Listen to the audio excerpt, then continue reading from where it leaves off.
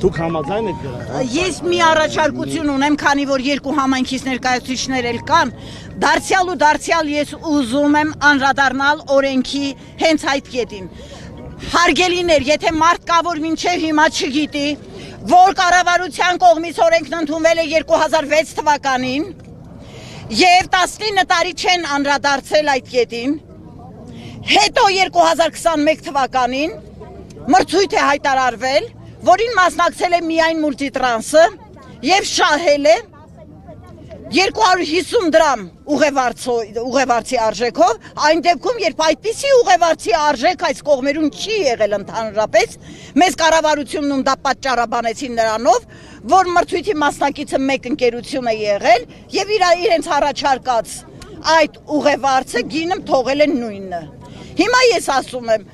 թող ինձ ներեն, բայց ինձ կասկածելի է թվում, որ մրցույթին մասնակցում է ընդամենը մեկ ընկերություն եւ հաղթում է,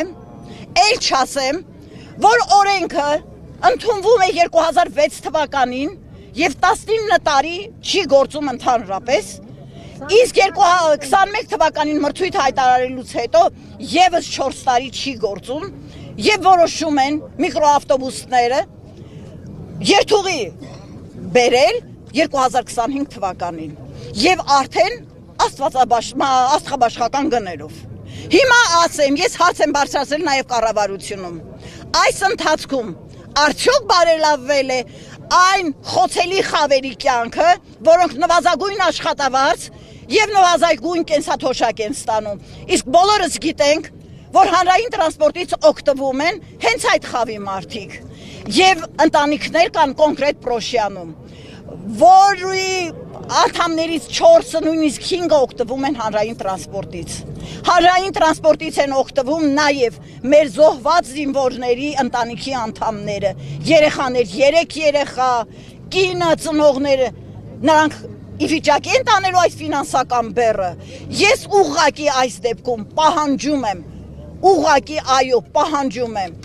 որ հարգեն այն մարդկանց ընտանիքների իրավունքները, ովքեր իրենց կյանքը չխնայեցին հայրենիքի համար։ Իսկ մենք, մեր կառավարությունը, մեր, ինչ ասեմ, թո իշխանավորները չէ, մեր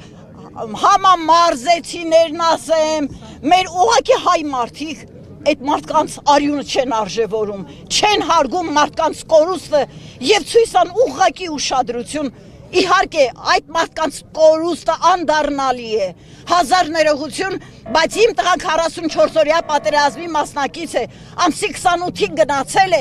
եւ զորացրվել է դեկտեմբերի 24-ին։ Երբ իմ աշակերտները զոհվեցին, ես աննասելի տառապանքներ եմ տարել, որովհետեւ զանգից զանգ եմ ապրել։ Ես Փառք Աստծո կորուստ չեմ ունեցել, բայց իմ աշակերտները իմ հարազատներն են։ Նրանք եւս ինձ համար են զոհվել, մեզից յուրաքանչյուրի համար են զոհվել։ Այսօր մենք պարտավոր ենք գնահատել նրանց։ Հարգելի լրագրողներ, շատ ներողություն եմ